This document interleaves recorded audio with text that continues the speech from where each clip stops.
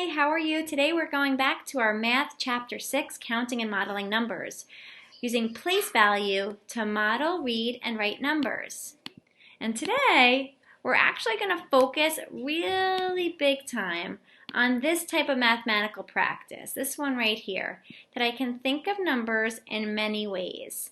Yesterday we practiced using the 120 board, to help us see patterns in numbers. Remember that?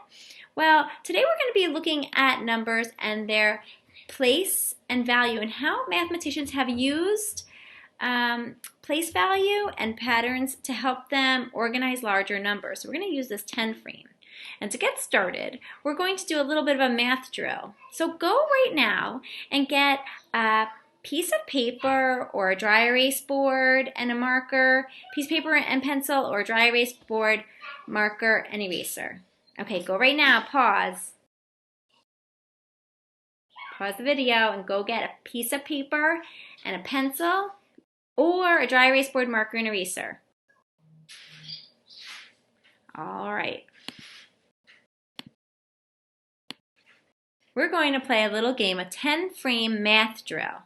And you might know if you play sports or if you do music or pretty much anything. Usually there's a little bit of a practice right before you play to get yourself ready. So I know musicians do different activities with their throat or their notes to make sure that they're ready for the big concert.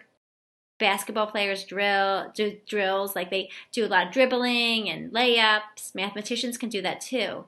And we're going to use a 10-frame math drill. And we're going to think about, like, why is it easier to know a number? If you start to notice a pattern here. Are you ready? Write the number you see. 3, 2, 1, here we go. Oops, moved my head. What number do you see?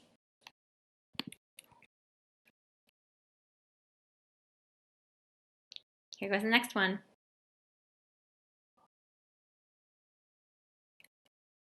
Now check. Look at this one. Great job. What number do you see?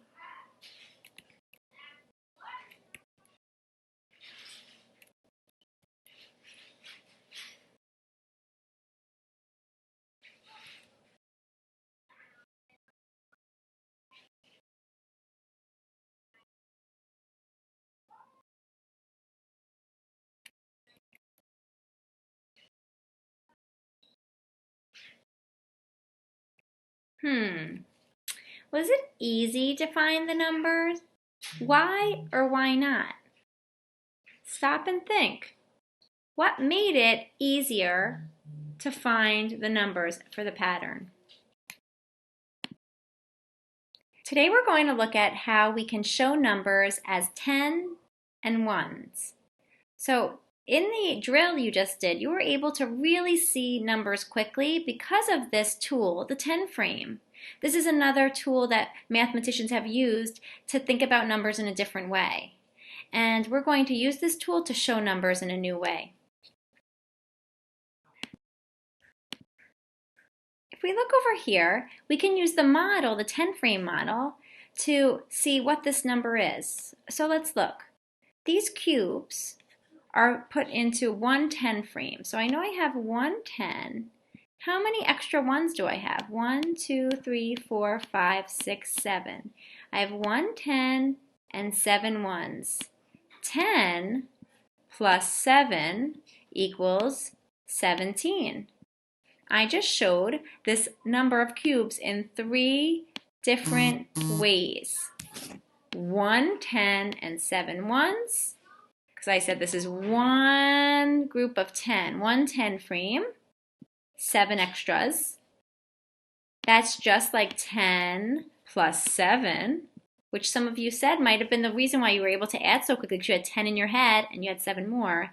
And I know that that number is also the number 17, which in our drill was the number that you checked yourself with. Let's check this one again here.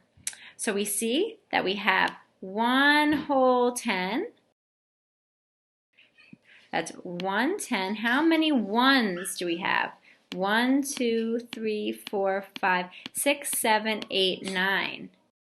So if I have one full 10 and 9 ones, that's a 10 plus 9 is just like 19. Again, we were able to use this math model and show our number in different ways. We were able to say it was 110 and 9 ones, 10 plus 9, and also the numeral or the number 19.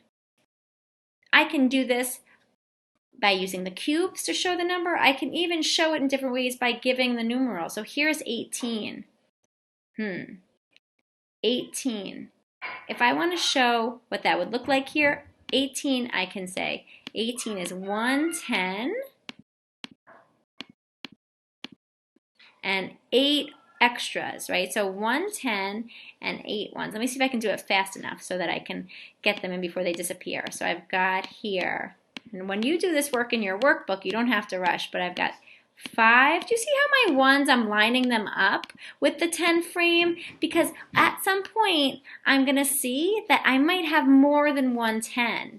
So using the pattern of the 10 frame underneath can really help. So look right over here. If I look at the model that was right here, it almost looked like there's another 10 frame underneath there. That's really helpful. See how they spaced out rather, the ones cubes to show like it's almost 2 10s. And that's what 19 is, almost 2 10s. We're always working on applying these ideas into problems. Let's try this one right over here. It's a story about a boy named David and a girl named Abby. David has 1 10 and 3 ones. Abby has 6 ones. They put all of their 10s and 1s together. What kind of a problem is this? They're putting them all together. It's an example of an joining problem or addition problem. And so this is, but it's using words like 10s and 1s. But we can use the model of the 10 frame to really help us. So I'm going to stop and think, okay, if David has 1 10 and 3 1s, that means one whole of these 10s is together, is complete. He has 3 1s, and I'm going to see if I can do this, and she has 6. Oh my goodness, she did 6. That's 10 and 9 1s. That equals 19. So I would have 10 and 9 1s. Uh-oh, I made a mistake. Look at this, 10 10s. Wait a second, did I fill in 10 10s? No, this is actually a common mistake, first graders. So listen up. Because you're filling in a 10 so often, first graders will put the number 10 here. Oh yeah, that equals 10. But there's a label right next to it that says 10. So this is saying how many 10s you filled out.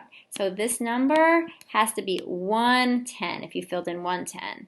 If you're filling in bigger numbers with more 10s, of course that will change. But for this problem right here, we only filled in 110 and 9 1s. 110 is the same as 10 plus 9. And when I add those 10 plus 9, just like in my math drill, that equals 19. Today with your math work, make sure you're using your 10 frame to help you, and pay attention to this part right here. Be on the lookout.